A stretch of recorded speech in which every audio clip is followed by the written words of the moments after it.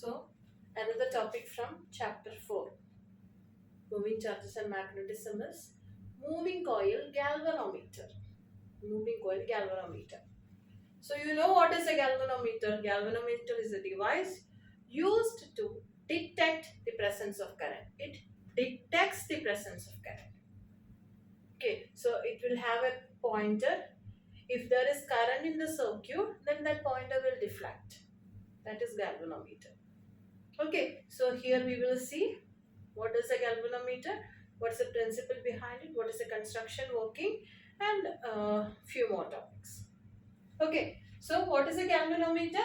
It is a device used to detect the presence of current. Galvanometer is a device used to detect the presence of current. And what is the principle?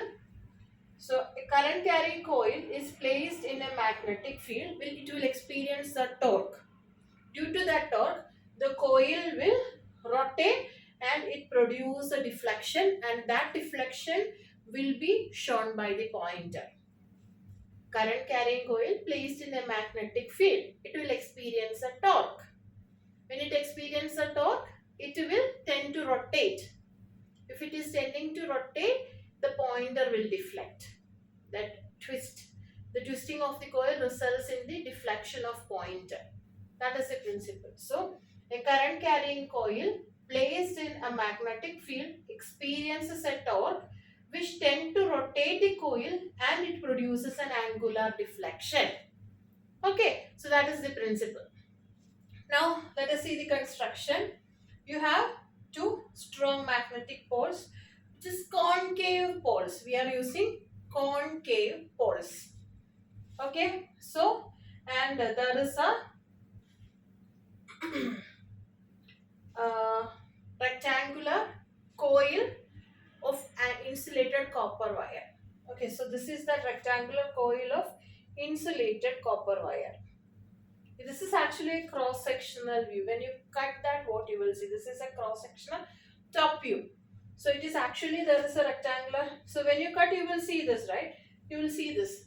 So there is a rectangular coil, and one end is connected to a spring, and the other end is connected to a phosphor bronze strip. Okay, and there is a soft iron cylindrical core. This is that soft iron cylindrical core. Here, what do you see is, this is the cross section of that soft iron cylindrical core. Above that, you can see the windings. That is the rectangular copper windings are there, and there is a spring. This is that spring, which is pivoted here. Okay, so this is that spring. Okay, now this is cylindrical. The soft iron core is cylindrical, so that you are using soft iron core, a cylindrical soft iron core, so that the magnetic field will become radial and strength of the magnetic field will be more. Okay, so in order to make the radial and to get a more stronger magnetic field, we are using a cylindrical soft iron core. Okay, and let us see the construction. Rectangular coil of insulated copper wire free to rotate about a fixed axis in a uniform radial magnetic field. So this is this rectangular coil. Here you have north pole and south pole that I have not drawn. Okay, so north pole is here, south pole is here. So rectangular coil is there which is free to rotate. A cylindrical soft iron core makes the field radial and increases the strength of magnetic field. So this is the cylindrical soft iron core which makes the field radial as well as increases the strength. Spring provides restoring torque. So there is a spring. So if the coil is rotating, the spring will feel that rotation and a restoring torque will be developed on the spring. Okay, so that is about the construction. Now let us see the working. Coming to the working, here you, as I said, the magnetic field is what, radial. So since it is radial, always the coil will be in parallel to the magnetic field. As I will tell you, this is the plane of the coil and this is the magnetic field. So if the field is radial, then the plane of the magnetic, plane of the coil will be always parallel. If plane of the coil is parallel, then theta means the angle between area vector. So if this is the plane, area vector will be like this. Angle between area vector and the magnetic field is 90 degree. Okay, so if that angle is 90 degree, In order to get that angle 90 degree, you are keeping that radial magnetic field. So since the radial magnetic field is there, the plane will always remain parallel to magnetic field. When current flows through the coil, there will be a torque in that. When current is flowing through the coil, there will be a torque, and we know torque is what? Force in the perpendicular distance, that is NIAB sine theta. So here we already studied torque in a magnetic field is M cross B, that is IAB. M is IA into B. So IAB, number of turns is there, so NIAB and sine theta. Here theta is what? 90 degree. So NIAB sine theta, so sine 90 is 1, so you will get NIAB. Okay, so due to this torque, the coil will rotate. Okay, if the coil is rotating, what will happen? There will be a restoring torque getting produced in this spring, that is given by K theta. Restoring torque is given by K theta. So torque, due to this torque, the coil is deflected by an angle theta. As a result, a restoring torque is developed in the coil due to the elasticity of the spring. That restoring torque is what? K theta. So under equilibrium condition, the restoring torque will be equal to the deflecting torque, that is K theta is equal to NIAB, or you will get that deflection theta is equal to what? NIAB by K, where K is the spring constant. Okay, so that is the basic theory for galvanometer. If it is being asked for 3 marks, you will have to write the entire thing. If they are asking you to explain the working and principle of a galvanometer. Okay, so just go through that.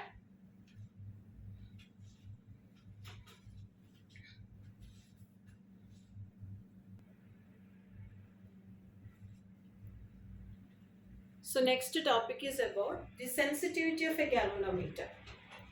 So as the name suggests, sensitivity means galvanometer is said to be sensitive if it deflects more even for a small value of current. Okay, that is mean by the sensitivity. If the galvanometer is showing a greater deflection even for small value of current, then we call it as it is highly sensitive. Okay, so sensitivity, galvanometer is sensitive if it shows large deflection even when a small current is passed through it. So what is current sensitivity? It will be the deflection per unit current. So deflection produced when unit current flows, that is current sensitivity, represented by IS, that is deflection by I. Deflection we already know, it is NIAB by K. So NIAB by K by I. So it will be I cut. So you will get current sensitivity equation is what? Current sensitivity is equal to NAB by K. So that is the expression for current sensitivity. Similarly, voltage sensitivity is what?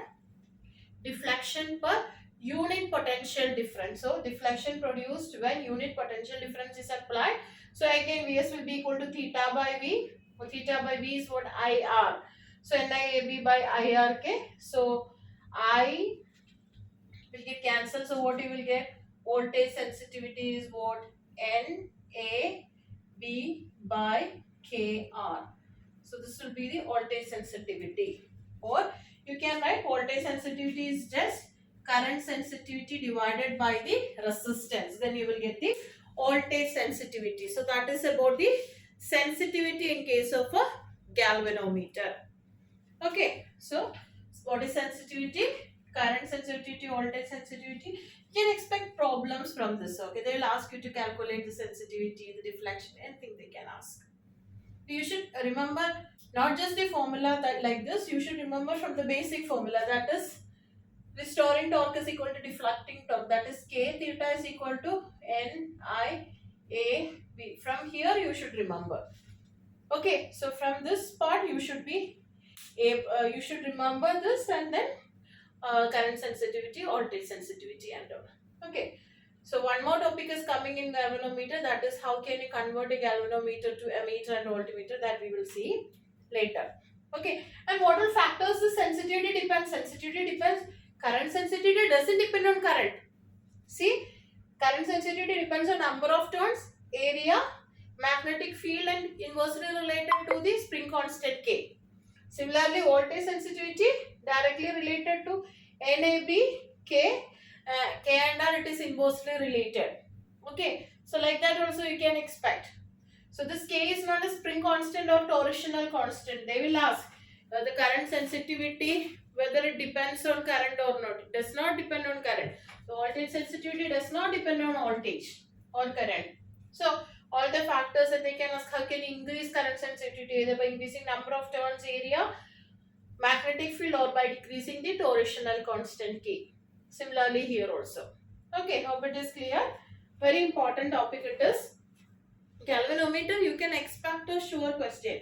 Basically, for the board exam, you can expect a device question. Like galvanometer is a device, transformer is a device. So one device question you can expect. So galvanometer is very important portion. One more topic is coming under galvanometer, that is the conversion part that we will do now. Okay.